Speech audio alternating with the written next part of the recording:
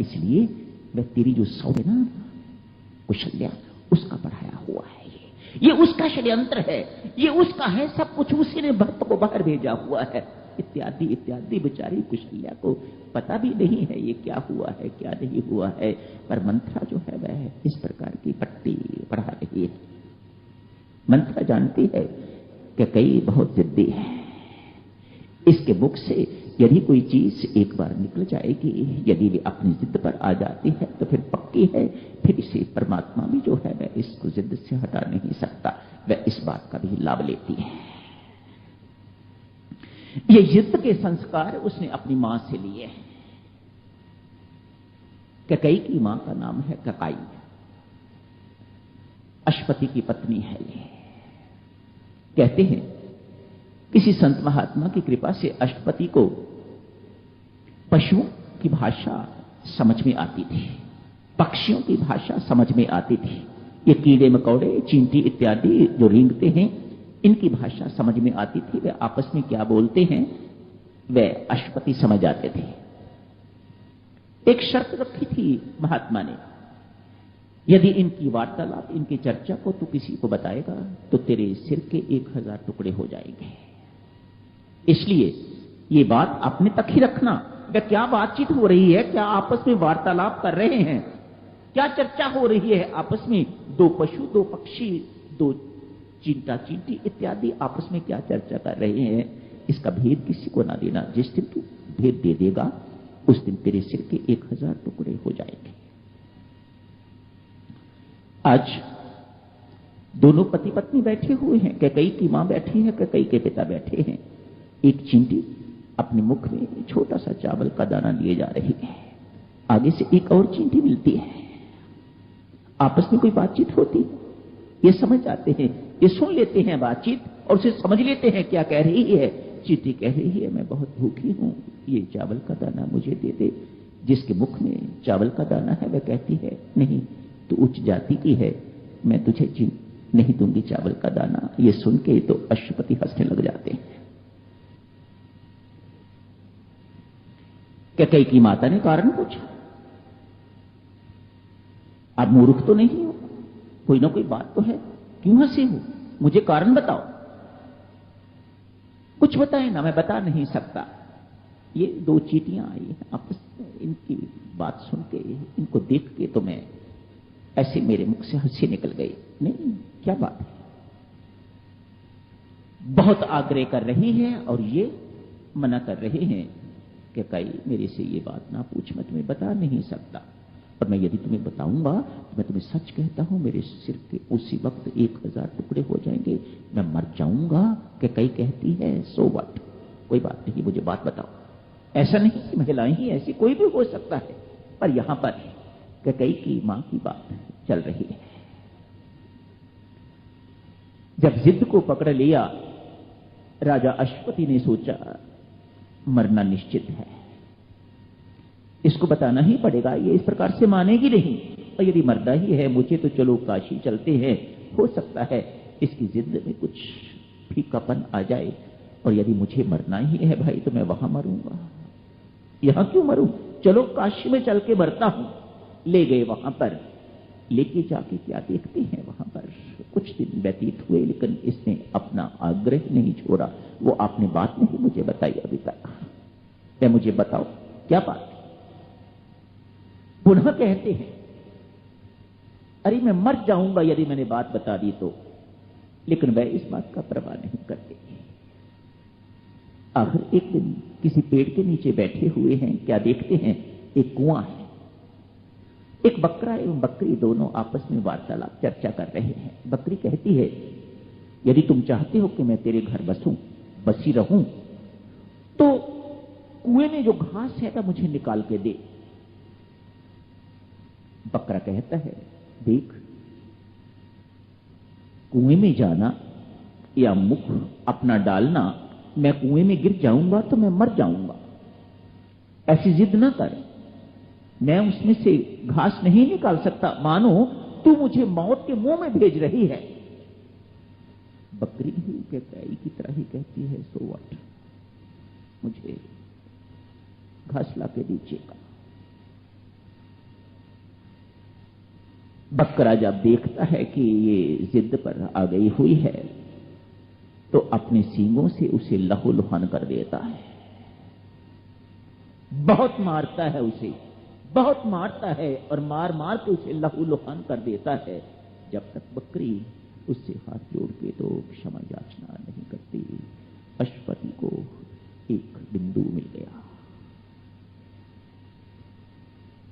चल घर चल के तो तुम्हें बताऊंगा।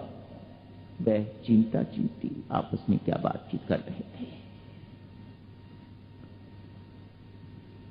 घर आके बिल्कुल अश्वपति जी महाराज ने कैकेयी की मां से वही व्यवहार किया है जो बकरे ने बकरी के साथ किया था, और तब तक नहीं छोड़ा जब तक उसने क्षमा याचना नहीं कर दी।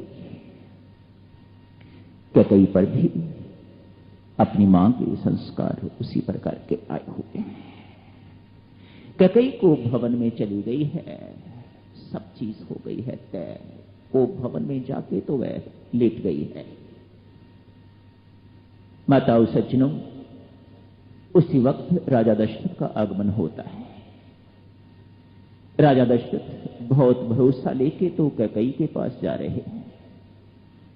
मेरी कैकेयी राज्याभिषेक की सूचना मिलेगी, कल राम को राज्याभिषेक होने वाला है, राज्य मिलने वाला है, तो उसके हर्षोल्लास की सीमा नहीं रहेगी। बहुत प्रसन्न होगी वह। लेकिन जाते ही जैसे ही मकान की दुर्दशा देखते हैं, महल की दुर्दशा देखते हैं, कारण पूछते हैं, को भवन में है। यदि होनी प्रबल ना होती, प्रारब्ध प्रबल ना होती, परमेश्वर की इच्छा परम इच्छा प्रबल ना होती, तो राजा दशरथ को वहीं से मुड़ जाना चाहिए था। इतना शुभ अवसर है कल, इतना शुभ समाचार है इस वक्त। ये को भवन में चली गई है तो मुझे इसका मुख नहीं देखना चाहिए। लेकिन परिस्थिति इसकी दुर्बलता को भी जानती है, वह इसकी दुर्बलता का भी फायदा लिया। ध्यान दें, कैकेयी ने मंथरा जो उसकी मार्गदर्शिका है उससे ये नहीं पूछा, फर्ज कर तू जो कुछ कह रही है और यदि दशरथ आता ही नहीं है तो मैं को भवन में जाके क्या करूंगी, ये नहीं पूछा। क्यों? कैकेयी को पता है कह रही है और यदि दशरथ आता ही नहीं है तो मैं को भवन में जाके क्या करूंगी, ये नहीं पूछा। क्यों? कैकेयी को पता है राजा दशरथ मेरे पास रात को आए बिना रह नहीं सकते, उनको आना ही होगा। परिस्थिति फिर राजा दशरथ की कमजोरी का भी फायदा उठा रही है। कामी व्यक्ति है, ये आके ही रहेगा। मेरे प्रति उसका विशेष आकर्षण है, वह आएगा, अवश्य आएगा। ये हो ही नहीं सकता कि राजा दशरथ मेरे पास ना आए। आ गए, वो भवन में चले गए। वहां जाके क्या हुआ है आप सब जानते हो। बहुत कुछ कैकेयी ने कहा है, बहुत कुछ राजा दशरथ ने कहा है, आपस में बातचीत भी हुई है। बेचारे राजा दशरथ को अपने शिकंजे में कस लिया है, फंसा लिया है। 2 वर के लिए आपने वायदा किया था, 2 वर मुझे दीजिएगा, भरत को राज्य दीजिएगा एवं राम को 14 वर्ष का वनवास दीजिएगा। तय हो गया है। राजा दशरथ बहुत कुछ कहते हैं, लेकिन एक बात आज आपने पढ़ी होगी, कैकेयी बहुत स्पष्ट कहती है, मैं अपनी सौत का सुख नहीं देख सकती। जो दीक्षा मंत्रा ने दी है उसे भली भांति उस मंत्र को याद है। मैं अपनी सौत का सुख नहीं देख सकती। पंक्ति साफ लिखी हुई है कैकेयी में, मैं अपनी सौत का सुख नहीं देख सकती। देखो, दूसरे का सुख देखना कितना कठिन है, कितना दुखदायी है। दूसरे का सुख क्या जाता है आपका, लेकिन वह स्पष्ट कहती है मैं सौत का सुख नहीं देख सकती। मैं ये नहीं देख सकती कि वह किसी भी प्रकार से सुखी हो, ऐसा होके रहेगा। आज भगवान श्री वन के लिए प्रस्थान कर गए। बहुत कुछ हुआ है, बहुत उपदेश, इतना समय भी नहीं है आपकी सेवा में कुछ कहने का। हां, जो माता सुमित्रा ने शिक्षा दी है लक्ष्मण जी महाराज को, कल इस वक्त या दिन में किसी वक्त उसी चर्चा से आरंभ करेंगे। आज मात्र इतना, भक्तजनों, भगवान का दूर जाना इस प्रकार का नहीं जैसे आप दिल्ली से आए हुए हो, यहां हो, दिल्ली में नहीं हो, और जब दिल्ली में होते हो तो हरिद्वार में नहीं होते। भगवान का आना जाना इस प्रकार का नहीं है। भगवान दिल्ली में भी है तो हरिद्वार में भी है, अमेरिका में भी है, एक ही समय में है। तब हमें दूर महसूस होते हैं, भीतर विराजमान होते हुए भी भगवान कभी दूर महसूस होते हैं और कभी बिल्कुल पास समीप होते हैं। ये आप हर एक का अनुभव है। कब? जब भीतर मंत्रा नहीं होती तो भगवान बिल्कुल पास होते हैं, और जब भीतर मंत्रा आ जाती है तो भगवान पास होते हुए भी बहुत दूर दिखाई देते हैं। ठीक इसी प्रकार से भगवान भी अयोध्या से प्रस्थान कर गए हैं, निकल गए हैं। ये हमारी अयोध्या, हमारा अंतःकरण इससे दूर चले गए हैं, कहीं नहीं गए हैं, लेकिन लोगों को इस प्रकार का लग रहा है। क्यों? इस वक्त मंत्रा की वृत्ति, क्रोध, काम, लोभ इत्यादि सब विकार इकट्ठे हुए हैं वहां पर, और जहां ये विकार इकट्ठे हो जाते हैं वहां राम नहीं रहते। जहां काम आ जाता है वहां राम नहीं रहते, राम दूर चले जाते हैं।